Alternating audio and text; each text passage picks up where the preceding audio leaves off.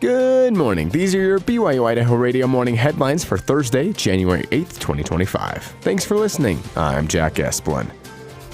A new system is now live at the Idaho DMV designed to help drivers whose vehicles have been towed. The DMV's online portal allows people to track their towed goal and see towing and storage fees, adding more transparency to the process.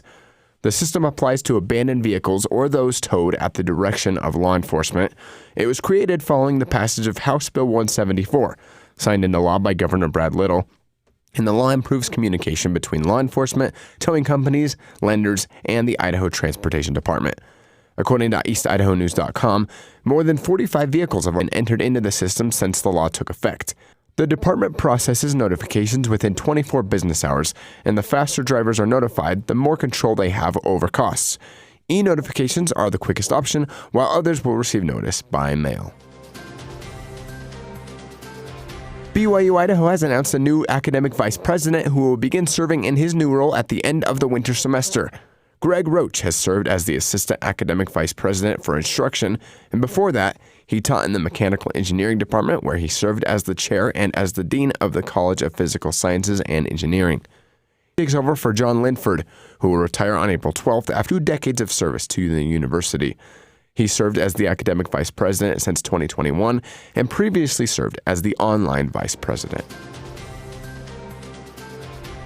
The BYU Cougars picked up another win Wednesday night in the Marriott Center. The Cougars took down the Arizona State Sun Devils 104-76, improving to 14-1 on the season, their best start to any season since 2010, when college phenom Jimmer Fredette donned a BYU uniform.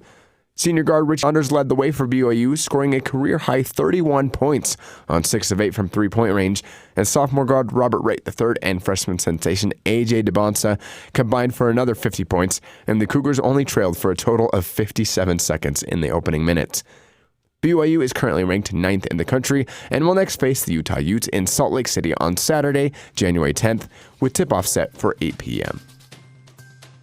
These have been your BYU-Idaho radio morning headlines for January 8th, 2025. Thanks for tuning in. More news, interviews, and great content are available on our podcast feed. Just search for BYU-Idaho Radio on your favorite podcast apps. We're on YouTube, Spotify, Apple Music, and more. You can even ask your smart speakers to play KBYI 94.3 FM. This is BYU-Idaho Radio, and I'm Jack Esplin.